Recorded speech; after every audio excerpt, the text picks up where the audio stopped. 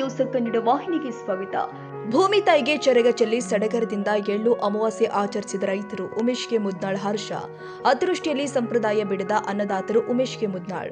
ಯಾದಗಿರಿ ತಾಲೂಕಿನ ಯಡಗಿ ಮದ್ರ ಗ್ರಾಮದ ರೈತ ಮರೆಪ್ಪ ಅವರ ಜಮೀನಿನಲ್ಲಿ ಸರಗ ಚೆಲ್ಲಿ ಸಡಗರದಿಂದ ಎಳ್ಳು ಅಮಾವಾಸ್ಯೆ ರೈತರ ಹಬ್ಬವನ್ನು ಆಚರಣೆ ಮಾಡಲಾಗಿದೆ. ಪೂಜೆ ಸಲ್ಲಿಸಿ ಸರಗ ಚೆಲ್ಲಿದ ನಂತರ ಮಾತನಾಡಿದ ಅಖಿಲ ಭಾರತೀಯ ಕೋಡಿ ಸಮಾಜದ ರಾಜ್ಯ ಸಂಘಟನಾ ಕಾರ್ಯದರ್ಶಿ ಹಾಗೂ ಸಾಮಾಜಿಕ ಹೋರಾಟಗಾರ ಉಮೇಶ್ಗೆ ಮುದ್ನಾಳ್, ಇದು ಅಪ್ಪಟ ದೇಸಿ ಆಹಾರ ಸಂಸ್ಕೃತಿಯ ಅಮಾವಾಸ್ಯೆಯಾಗಿದ್ದು ಪುರಾತನ ಕಾಲದಿಂದಲೂ ನಮ್ಮ ಹಿರಿಯರು ಮಾಡಿಕೊಂಡು ಬಂದ ಸಾಂಪ್ರದಾಯಿಕ ಹಬ್ಬವನ್ನ ಮುಂದುವರಿಸಿಕೊಂಡು ಹೋಗುತ್ತಿರುವುದು ಒಳ್ಳೆಯ ಬೆಳವಣಿಗೆ. ರೈತರು ತನ್ನ ಜಮೀನಿನಲ್ಲಿ ಬೆಳೆದ ಬೆಳೆಗೆ ಸರಗ ಚೆಲ್ಲುವ ಮೂಲಕ ಭೂಮಿ ತಾಯಿಗೆ ಸ್ಮರಿಸುವ ವಿಶಿಷ್ಟವಾದ ಈ ಹಬ್ಬದಿಂದಾಗಿ ರೈತರು ನೋವಿನಲ್ಲೂ ಸಂತೋಷ ಹರ್ಷ ಪಡುತ್ತಾರೆ ಎಂದಿದ್ದಾರೆ.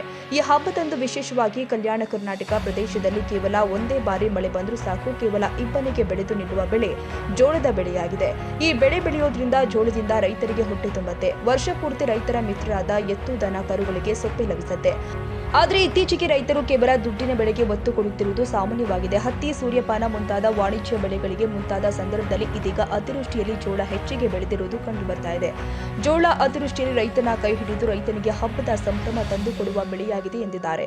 ಈ ಹಬ್ಬ ಬಂದರೆ ಸಾಕು, ರೈತರು ತಮ್ಮ ಮನೆಯನ್ನ ಸ್ವಚ್ಛಗೊಳಿಸಿ ಎತ್ತು ಬಂಡೆಗಳನ್ನ ಸಿಂಗರಿಸಿ ಹೊಲಕ್ಕೆ ಹೋಗಿ ಸಂಭ್ರಮದಿಂದ ಸರಗ ಚೆಲ್ಲಿ ಭೂಮಿ ತಾಯಿಗೆ ಎಲ್ಲಾ ಮೂಲೆಗಳಿಗೆ ಅನ್ನದ ತುತ್ತುಗಳನ್ನ ಚರಗ ಚೆಲ್ಲಿ ಬೆಳೆ ಸಮೃದ್ಧಿಯಾಗಿ ಬೆಳೆಯಲಿ ಅಂತ ಪ್ರಾರ್ಥಿಸುತ್ತಾರೆ.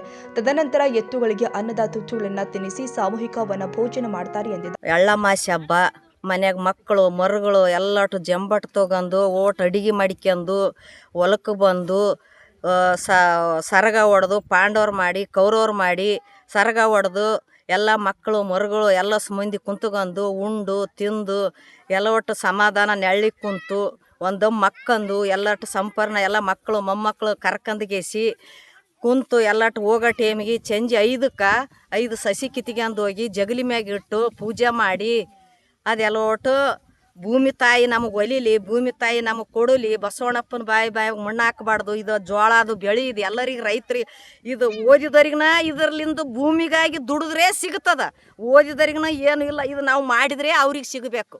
ಇದು ಭೂಮಿ ಬೆಳೆಯಲ್ಲ ಅಂತಂದ್ರೆ ಅವ್ರು ಏನು ಮಾಡೋಕ್ಕಾಗೋದಲ್ಲ. ಭೂಮಿ ತಾಯಿನೇ ದೊಡ್ಡ ಅಕ್ಕಿ. ಹಿಂದಕ್ಕೆ ಹಿರಿಯರು ಕೌರವರು ಪಾಂಡವರು ಮಾಡಿದ್ದು ಅವ್ರ ಹಿರಿಯರ್ಲಿಂದೂ ಹಂಗೆ ಮಾಡಿಕೊಂತಾನೆ ಹೊಂಟದ. ಇದು ಪಾಂಡವ್ರದ್ದು ಬಿಡಬಾರ್ದು, ಎಷ್ಟು ತಿಪ್ಪಲಿದ್ರನ್ನ ಇದು ಮಾಡ್ಬೇಕು, ಪೂಜೆ ಮಾಡ್ಬೇಕಂತೆ ಇದ್ರನ್ನೆಲ್ಲ ಸಂಭ್ರಮಲಿಂದ ಮಾಡಿಕೊಂತ ಹೊಂಟಂದು ನೋಡ್ರಿ. ಪಂಚ ಪಾಂಡವರು ನಮ್ಮ ಮನೆ ದೇವ್ರು ಏನ್ರಿ. ನಾವು ಏನದಲ್ಲ ಪಂಚ ಪಾಂಡವರಿಗೆ ಎಳ್ಳಮಾಸಿ ಹಬ್ಬಕ್ಕೆ ವರ್ಷಾನ ಅಡುಗೆ ಮಾಡಿಸ್ತೀವಿ. ಹೋಳಿಗೆ, ಹುಗ್ಗಿ, ಉಂಡೆ ಪಲ್ಯ, ಭರ್ತ ಎಲ್ಲ ಕಡುಬು ಎಲ್ಲ ಮಾಡಿಸ್ತೀವಿ ರೀ. ಮಾಡಿಸಿ ಮನೆಗೆ ಎಲ್ಲರೂ ಎತ್ತಿ ಪೂಜೆ ಮಾಡಿ ಬಂಡಿ ಕಟ್ಕೊಂಡು ಎಲ್ಲರೂ ಹೆಣ್ಣು ಗಂಡು ಬಂಡ್ಯಾಗ ಕುಂತು ಬಂದು ಹೊಲಕ್ಕೆ ಬಂದು ಸರ್ಗ ಬಡಿತೀವಿ. ಪಂಚ ಪಾಂಡವರು 5 ಮಂದಿನ ಕೂಡಿಸಿ ಸರ್ಗ ಬಡಿತೀವಿ. ಅವ್ರ ಹೆಸರು ಮೇಲೆ ನವದೆ ಮಾಡ್ತೀವಿ. ನವದೆ ಮಾಡಿ ಸರ್ಗ ಬಡ್ದು ಊಟ ಗೀಟ ಮಾಡ್ಕೊಂಡು 4-5 ಗಂಟೆಗೆ ಮನೆಗೆ ಹೋಗಿ ಪೂಜೆ ಗೀಜೆ ಮಾಡ್ಕೊಂಡು ಮುಗಿಸ್ಕೊಂಡು ಹೋಗಿಬಿಡ್ತೀವಿ ರೀ ಸರ್. ಕೃಷಿ ಹಬ್ಬ, ರೈತರ ಹಬ್ಬ, ರೈತರು ಸಂಭ್ರಮದಿಂದ ಆಚರಣೆ.